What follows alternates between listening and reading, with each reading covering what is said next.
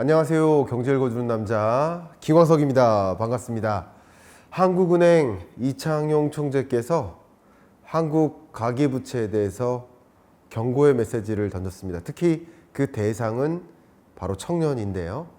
이 빚에 늪에 빠져 있다, 이렇게 경고를 하고 있고요.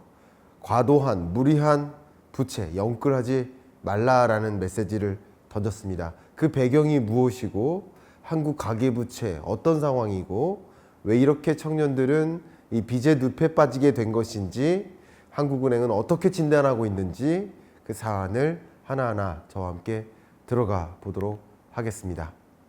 역사적으로도 모든 경제 위기는 빚과 함께 찾아온다라고 생각해 볼 수 있겠습니다. 빚이 있는 곳에 경제 위기가 있는 것이다. 2008년 글로벌 금융위기도 마찬가지고 유로 크라이시스도 마찬가지고 유로존 위기가 있었죠. 역시 이머징 마켓의 부스트라든가 또 최근에 일고 있는 여러 홍다 사태를 비롯한 중국발 금융위기 가능성, 금융위기로 전개되는 건 아니지만 그런 여러 가지 것들이 다 기업 부채, 정부 부채, 가계 부채, 이 부채와 연관된 것이다 라고 생각해 볼 수 있을 것 같습니다.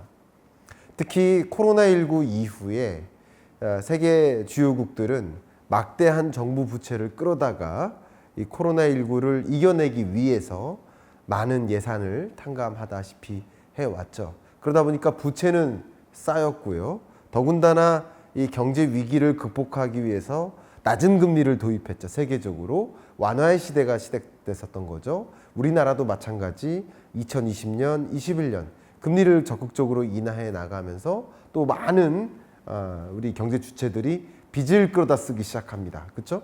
빚을 끌어다가 집을 사는 방식으로, 또 빚을 끌어다가 신규 투자를 하는 방식으로 빚에 의존하는 그런 경제 체제가 더 앞당겨지다시피 하게 됩니다.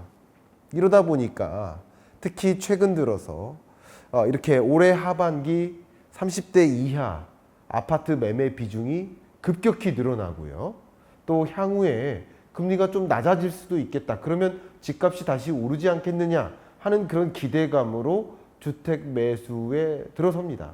그런데 한 황모 씨, 직장인의 한 언론 인터뷰를 잠깐 제가 읽어본다면, 사실 서울에서는 9억을 넘지 않는 집, 아파트가 많이 없는데 그런 아파트들에 대해서도 많이 이제 매매를 장려하는구나 라는 생각이 들어서 지금이 아니면 언제 사겠는가, 지금이 마지막 기회다 생각하면서 용기를 내면서 샀습니다, 이런 표현도 등장하고, 또 이모 씨는요, 집값이 최근에 굉장히 많이 떨어졌더라고요. 좋은 타이밍이 아닐까 그런 생각에 집값의 80%까지 대출을 이행하면서 집을 매수했다라는 이런 인터뷰 기사들을 보면 특히 이 30대 이하의 소위 말하는 젊은 층 MZ세대 여러분들이 영끌에서 집을 사고 있구나라는 것을 좀 느껴지게 만드는, 여러분들도 특정 부분, 공감 가는 부분, 여러분 혹은 여러분 주변으로부터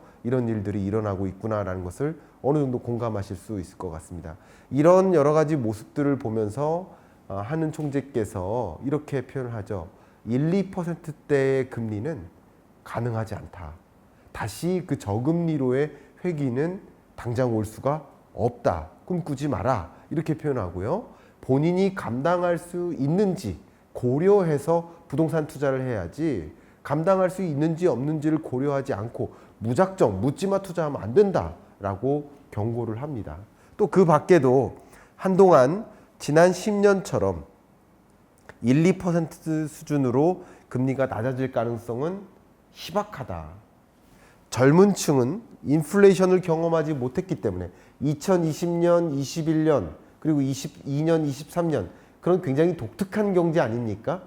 저도 수십 년을 살았지만 20년, 21년 경제처럼 독특한 경제, 22년, 23년처럼 독특한 경제를 경험한 적이 없어요. 2000년, 20년, 21년은 홍익인간 이래로, 역사 이래로 가장 낮았던 금리 시대였던 것이고, 22년, 23년은 정말 초인플레이션, 이토록 높은 물가를 만난 적이 없는 그런 시대를 경험한 거예요.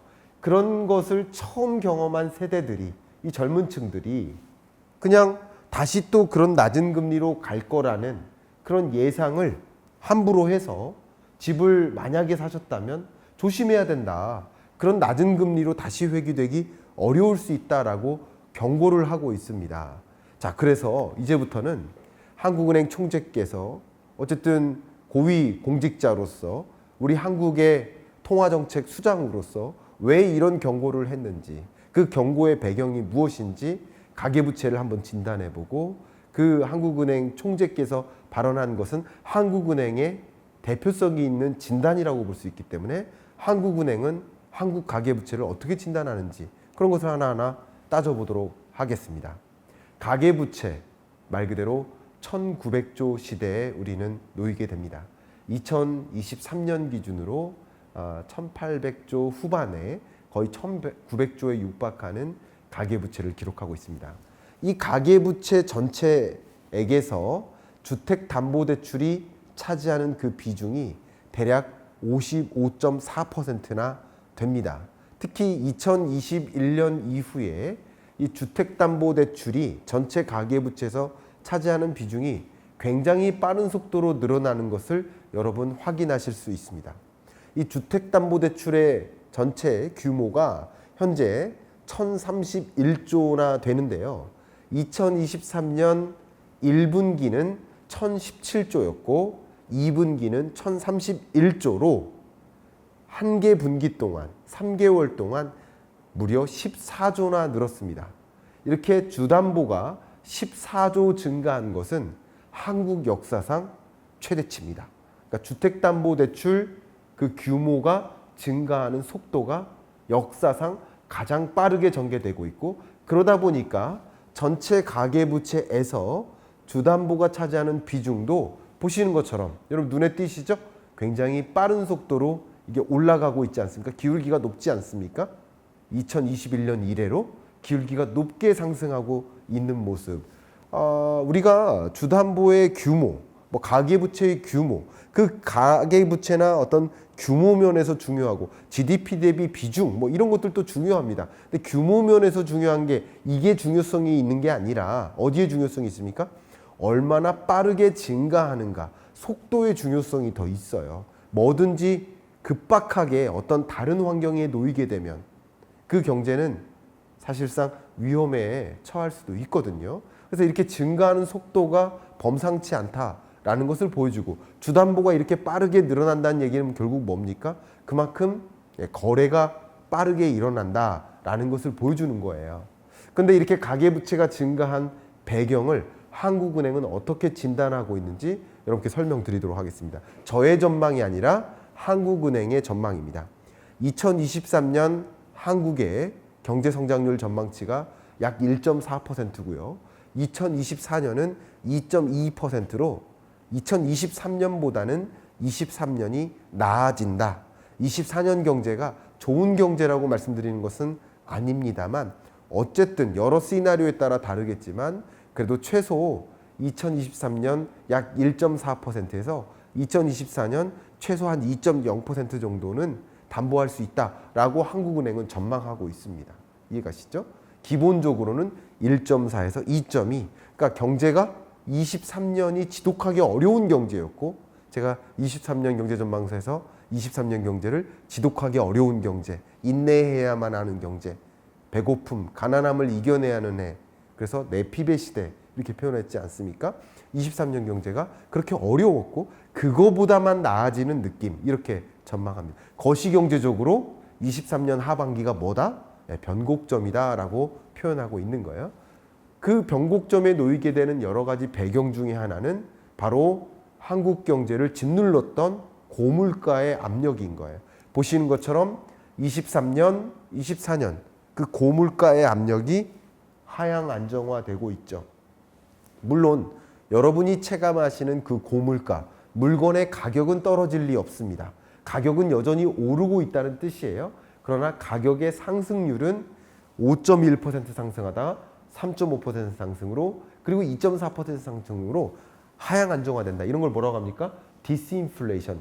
여전히 고물가이지만 물가 상승률은 정점을 찍고 떨어진다. 이렇게 전망하다 보니 고물가의 압력이 다소 해소된다. 그러니까 추가적인 금리 인상 압력이 해소된다. 추가적으로 금리 인상 안 해도 된다라는 판단이라고 한국은행은 이렇게 밝히고 있습니다. 이런 거시경제의 환경 속에서 거시경제 펀더멘털도 변곡점을 뒤로하고 반등하듯이 주택 매매 가격도 역시 상승 전환했다라고 한국은행은 진단하고 있습니다. 23년 1월 달 그리고 22년 약 10일, 12월 달 강하게 주택 매매 가격이 떨어지다가 이제 떨어지지 않고 0을 통과해서 이제 플러스로 매매 가격이 전환됐다. 이렇게 보고 있고요. 수도권과 비수도권을 구분해서 본다면 특히 수도권의 상승 전환이 먼저 일어났고 수도권 중에서도 서울 그리고 몇 개 경기도죠. 예를 들어 과천시라든가 서울 중에서도 특히 송파구나 강남구 이런 지역을 중심으로 상승세가 매우 뚜렷하다. 이렇게 한국은행도 진단하고 있습니다. 전국 주택 매매 가격이 상승 전환됐다라고 한국은행이 표현하고 있습니다. 이런 과정에서 가계부채가 증가하게 된다라고 설명을 한 거죠. 왜 그렇게 증가하느냐? 주택가격 전망 CSI를 보면 경제 주체들이 스스로 뭐라고 판단합니까?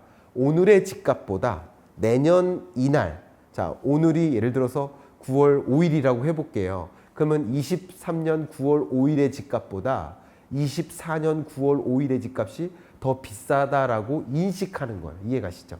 그렇게 인식하니까 이 기회를 우리는 잃으면 안 된다 하는 현상이 주택 매수로 연결된다라는 해석인 거죠. 주택가격 전망 CSI도 100을 통과해서 올라가고요. 이때 조사 기준월이 아니라 지금의 경우에서는 109, 108 요 정도로 올라갔습니다. 102가 아니라. 그렇게 뚜렷하게 반등된다. 그래서 주택 매매 수급 지수도 뚜렷하게 반등해서 매수세가 강해진다. 그리고 물론 주택담보대출 금리나 향후 시중금리가 반등할 수는 있어요. 그러나 제가 누누이 뭐라고 말씀드렸습니까? 22년 10월의 금리보다 더 올라가긴 어렵다. 그때가 정점이고 그 밑에서 반등할 수는 있다. 그러다 보니까 우리의 기준하고 있는 그 높은 금리, 그것은 2020년에 저금리가 기준이 되는 게 아니라 22년에 높았던 금리와 비교하는 거예요. 그것과 비교하니까 지금 금리가 높다라고 얘기하는 이유는 뭡니까? 2020년, 21년과 비교해서예요. 근데 23년 끝자락, 24년이 되면 다시 최근에 경험했던 금리, 22년 끝자락에 경험했던 그 시중금리가 새로운 기준이 되는 거예요. 뉴노멀이 된다는 거예요. 그러니까 이 금리가 높은 게 아니야라고 또 인식하는 경향도 있어요.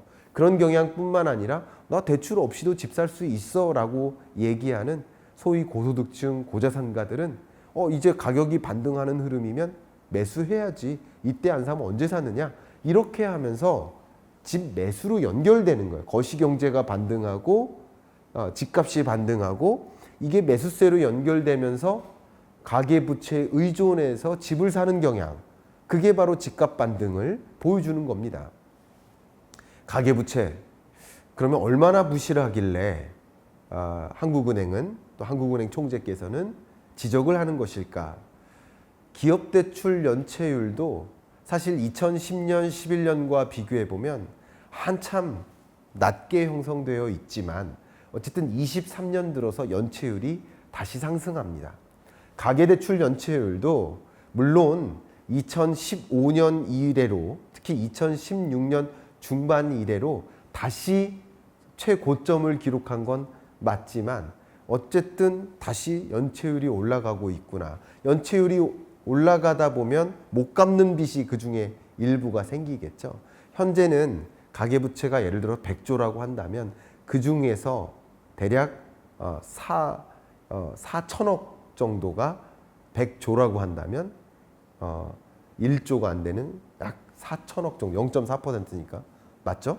예, 그 정도가 연체되고 있다라고 볼 수 있겠는데 그 연체되는 어쨌든 그 가계 부채만큼은 빚을 이자를 제대로 상환하지 못하는 그 금융부채의 규모라고 볼 수 있겠죠. 그 중에 일부는 정말 빚을 못 갚는 그 빚의 규모가 얼마가 될지는 몰라도 실제 부실 채권으로 연결되는 그런 빚의 규모가 늘어나고 있다라는 특징인 거죠. 그게 그렇게 큰 숫자는 아닐지라도 이걸 그냥 가만히 내뒀다가는 다시 폭등해서 가계부채 문제 생길 수 있다. 결국 경제 주체들이 기업이든 가게든 빚을 못 갚기 시작하면 결과적으로 그 부실은 금융부실로 연결되고 그 금융부실이 전이되면서 한국 경제의 성장을 막는 걸림돌 역할을 할 수 있다. 그리고 가계부채가 그냥 온전하게 제자리로 돌아가는 것이 아니라 터질 수 있다. 이런 것들을 경고하는 메시지라고 볼 수 있겠죠. 가계부채 정말 얼마나 부실한 건가. 특히 봤더니 20대 이하의 주택담보대출 연체율이 가장 높아요. 30대나 그 이상보다 절대적으로 20대 이하의 연체율이 높습니다. 이것은 무슨 뜻이죠? 과도한 주택담보대출에 의존해서 과도한 빚에 의해서 집을 매수했다라는 설명인 거고요. 특히 주택담보대출이 아니고도 소액대출로 본다면 원래 소액대출 자체가 연체율이 높아요. 왜? 소액대출의 의미가 뭡니까? 지금 소득이 이 소비 생활을 혹은 투자 생활을 충분히 영위하기가 뒷받침이 안 될 만큼 부족하기 때문에 그렇기 때문에 돈이 부족해서 빚에 의존하는 게 소액대출 아니겠습니까? 그러니까 지금 돈이 부족해서 빚에 의존했기 때문에 빚을 갚을 능력도 더 떨어지는 거죠. 소액대출 이자 미납자 비중이 절대적으로 높지 않습니까? 그죠? 근데 그 비중이 특히 어디가 높아요? 20대 이하가 높다. 결과적으로 지금 빚을 갚을 능력이 안 되는 20대 이하가 많은 빚에 의존해서 주택담보대출을 일으켜서 집을 산다던가 아니면 빚을 또 다른 빚을 갚아나가기 위해서 소액대출을 또 의존한다든가 혹은 좀 어떻게 보면 이렇게 남들한테 이렇게 뽐내기 위한 목적도 일부는 있겠죠. 뭐 그걸 플렉스라고 표현하지만 그래서 지금 소득이 안 되면서 빚에 의존해서 플렉스하는 모습, 뭐 명품백을 사는 모습, 명품백 사는 것 자체가 잘못됐다는 뜻이 아니라 지금 능력이 안 되는데 과도한 빚에 의존해서 사는 것, 빚을 못 갚게 되는 그런 곤경에 처하는 환경, 그런 것을 지적하는 것이죠. 그런 면에서 가계부채 부실 어디에 집중되고 있다? 연령대별로 본다면 20대 이하에 좀 집중되고 있다라는 것을 확인할 수 있습니다. 그렇기 때문에 한국은행 총재는 경고의 메시지를 하는 것이다라고 볼 수 있고요. 특히 이 MZ세대, 밀레니얼 세대의 투자 성향을 보면 온통 그 재무적 목표의 우선순위가 뭐예요? 주택 구입을 위한 자금 마련, 그 재원 마련에 초점을 두고 있습니다. 실제 내 집 마련은 꼭 필요한가? 밀레니얼 세대들이 그렇다. 71%가 내 집 마련은 꼭 필요하다라고 동의하고 있고요.